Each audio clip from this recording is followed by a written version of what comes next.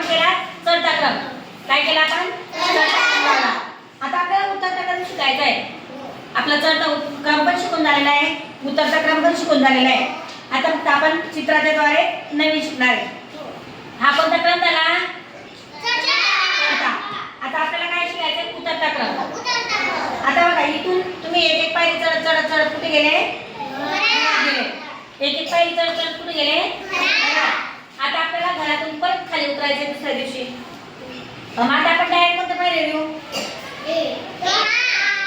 कोणती पायरी येईल? बघा ही आणि ही पायरी सोबत आहे.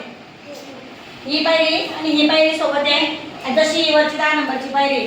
मग आता आपण इथून डायरेक्ट 1 नंबरच्या पायरी येऊ का? येणार आपण?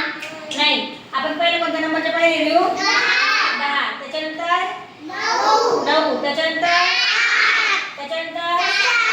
त्याच्यानंतर मुलांनी पण लक्ष द्या. त्याच्यानंतर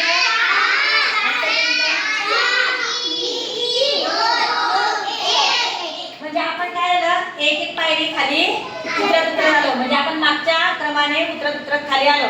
जसं आपण इथून गेलो 1 2 3 4 5 6 7 8 9 10 हे आपण चढता क्रम केला. तसं उतरता क्रम करताना आपल्याला अंकांचं काय करायचं आहे? पहिले सगळ्यात मोठी संख्या जी सगळ्यात मोठी असते ती आपल्याला घ्यायची आहे. म्हणजे सगळ्यात मोठी पायरी कोणती?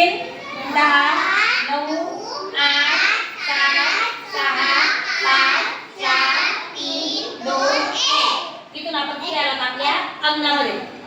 इथून आपण अंगणात कुठे गेलो? तो घरामध्ये. आणि इथून घरातून आपण इथे आलो आपल्या अंगणात. हा कोणता क्रम झाला? उतरता. आणि हा कोणता झाला? चढता.